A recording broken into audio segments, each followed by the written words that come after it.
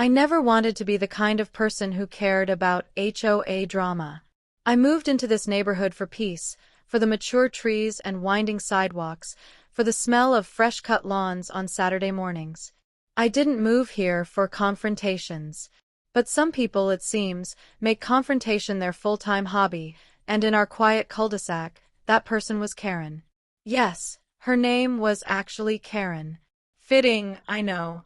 She was the self-appointed queen of the Homeowners Association, even though the HOA bylaws stated we rotated presidencies every 2 years. Somehow, she'd remained in charge for 5. She claimed it was due to unanimous consent, which was odd, because I'd never consented. I'm pretty sure most of my neighbors hadn't either. Karen lived in the big house at the end of the cul-de-sac with a circular driveway, the fountain with a cracked cherub, and a gleaming white Tesla Model X she treated like it had personally descended from heaven. Which made what happened next all the more bizarre. It started with a dent. One Monday morning, I rolled my trash bin to the curb like I always do. Same spot, flush with the edge of my driveway, lid secured with a bungee so raccoons didn't make it their buffet again. When I came back that evening, the bin was lying on its side in my front yard with a deep gouge down the side and one of the wheels snapped off. It looked like it had been struck hard. I checked my doorbell camera. Sure enough, there was Karen, cutting the corner of the cul-de-sac too tight, her Tesla's tire crunching straight over the bin as if it wasn't there. She didn't stop. Didn't even flinch. Just kept on driving like a robot in a trance. Okay. One time. Maybe it was an accident. I bought a new trash bin. Rolled it out the next week. Same spot. Next Monday. Same result. This time the footage showed her clearly looking at her phone as she turned. She wasn't even watching the road. Now I was annoyed. I'm not made of money, and these bins aren't cheap. I waited until I saw her walking her dog, a miserable little Pomeranian named Sparkles that barked like a smoke alarm. I approached her calmly. "Hi, Karen," I said, keeping my tone friendly. "Hey, I think you might have accidentally hit my trash bin the past couple of weeks. Could you maybe take the corner a little wider next time?" She barely looked up from her phone. "You shouldn't leave it in the street." "It's not in the street," I said, trying not to bristle. "It's flush with the curb. Legally placed." She rolled her eyes. "Maybe by your standards. I'll take it up with the HOA." "You are the HOA," I reminded her. She gave a smug smile and walked away without another word. The following week, I found a warning notice taped to my door. Trash bins must be placed neatly at the edge of driveway and not obstruct the flow of traffic. Signed, HOA President Karen. Obstruct the flow of traffic. On a cul-de-sac. I might have let it go if it hadn't kept happening. Week after week, my bin became roadkill under her Tesla's Michelin tires. Once I even watched her deliberately veer toward it like it offended her. I considered putting up a traffic cone. I considered hiding nearby and yelling at her.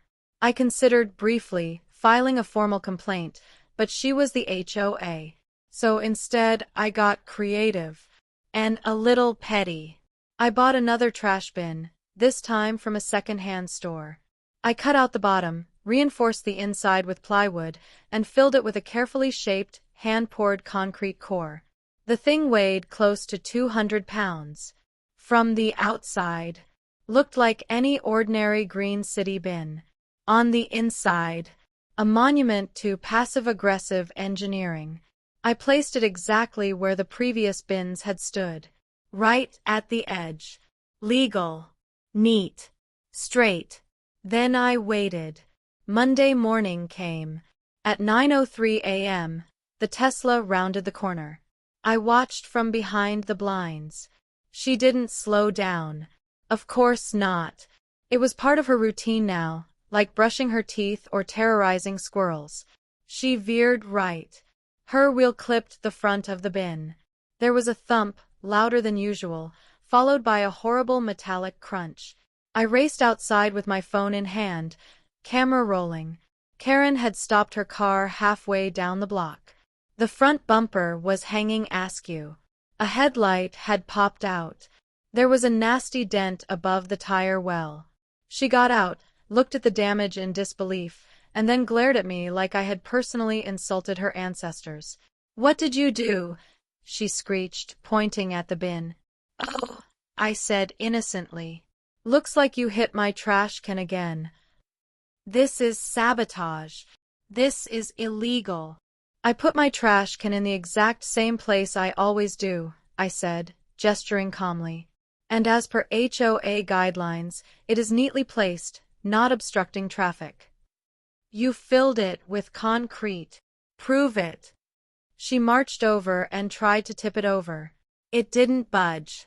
She kicked it in frustration and yelped in pain. Sparkles barked wildly at her ankles. "You're paying for the damage to my car," she barked. "Oh, I don't think so. But I'd be happy to share my doorbell footage with your insurance company." She paled. That evening, I posted the clip to the neighborhood Facebook group. No commentary. Just the video of her hitting the can, followed by her yelling, followed by the part where she tried to tip it and failed spectacularly. It went viral. Within hours, comments were flooding in. "She did the same thing to our mailbox 2 years ago." "She said my son's skateboard ramp was aesthetic and threatened fines." "This is karma and I'm here for it." Eventually, someone even shared it on Reddit. Then YouTube. Then TikTok. "Concrete Justice" became the headline. Someone remixed her yell into a dance beat. I'm not proud to admit I listened to it more than once. The next HOA meeting was tense. Karen tried to call for disciplinary action against me. Claimed I'd endangered public safety. But by then, too many people had seen the footage. Too many neighbors were fed up. A motion was called to vote for a new HOA president. It passed. Unanimously. Karen moved out 3 months later. The Tesla was never quite the same, even after the repairs. She'd park farther and farther away from the curb, sometimes down the block. Eventually, the "for sale" sign went up. I still have the concrete bin. It sits in the garage now, a monument to suburban warfare, justice, and the power of creative thinking. I never used it again. I didn't have to. If you like this story, kindly subscribe, like, and share it. Thanks for watching this video. Bye bye and meet with next video.